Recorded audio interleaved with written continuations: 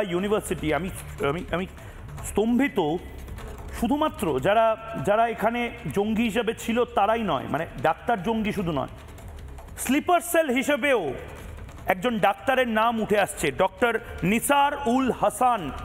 এও আল-ফালাহ ইউনিভার্সিটির একজন প্রফেসর।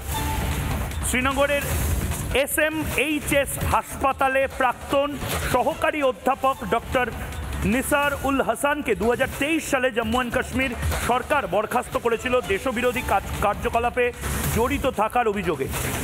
আমি স্তম্ভিত হয়ে যাচ্ছি কিভাবে আমাদের দেশের এরকম একটা মেডিকেল কলেজ আল-ফালাহ ইউনিভার্সিটির মতন, সেখানে এই ডক্টর হাসানকে রিক্রুটমেন্ট দেওয়া হলো। ডক্টর হাসান বিস্ফোরণের আগে হরিয়ানার ফরিদাবাদ জেলার এই আল-ফালাহ বিশ্ববিদ্যালয়ের সঙ্গে যুক্ত ছিলেন ফ্যাকাল্টি হিসেবে। বিস্ফোরণের পর থেকেই তার কোনো খোঁজ পাওয়া যায়নি, তার খোঁজও চালাচ্ছে গোয়েন্দারা। আল-ফালাহ ইউনিভার্সিটির সঙ্গে আরেক ডাক্তার যে সম্ভবত স্লিপার সেল হিসেবে কাজ করে থাকতে পারে, তার এই মুহূর্তে কানেকশন বেরোচ্ছে। মানুষদা কি বলবেন? একের পর এক ডাক্তার, একের পর এক ইঞ্জিনিয়ার, একের পর এক টেকনোক্র্যাট। মানে এখন আর ব্যাপারটা এই নয় যে শিক্ষিত ওদের কিছু লোককে শিক্ষিত করো, ওরা বন্দুক ধরবে না। এক হাতে স্টেথোস্কোপ ধরছে, এক হাতে বন্দুক ধরছে, এক হাতে হার্ড ড্রাইভ, এক হাতে বন্দুক।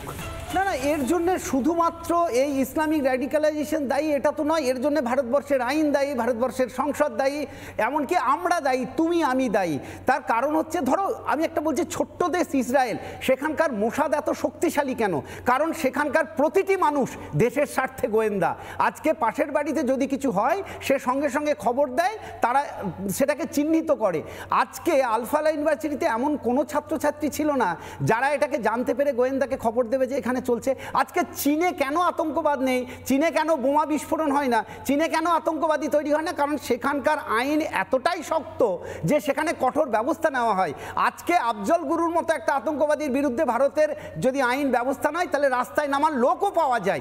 এদেরকে আমরা কি কঠিন শাস্তি দিতে পারবো? এই যে ডাক্তারগুলোকে ধরেছি, কালকেই দেখবে কলকাতার রাস্তায় মিছিল বেরোচ্ছে যে এদেরকে ছেড়ে দিতে হবে। যেটা তুমি প্রথমে বললে যে এদের পাশে দাঁড়ানোর লোক আছে। আমরা সেই দেশপ্রেমটাকে আমাদের স্কুল, কলেজ, মাদ্রাসায় ঠিকঠাক অ্যাপ্লিমেন্ট করতে পারিনি, যার ফলে আমরা কেউ নিজেদের দায়িত্ব অস্বীকার করতে পারি না। এই ইসলামিক র্যাডিক্যালাইজেশনের মৌলবাদের বারবারন্তের জন্য আমরা প্রত্যেকে দায়ী। তার জন্য সংসদ দায়ী, সংবিধান দায়ী, তুমি দায়ী, আমি দায়ী, সবাই। কারণ আমরা কেউ আমাদের চারপাশে কি হচ্ছে সেই নিয়ে খুব একটা সচেতন নই। হচ্ছে হচ্ছে, হতে দাও, এইভাবেই এগোচ্ছে।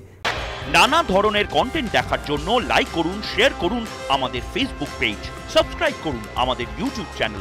পাশাপাশি অন্যান্য ব্রেকিং নিউজের জন্য অবশ্যই চোখ রাখুন রিপাবলিক বাংলায়।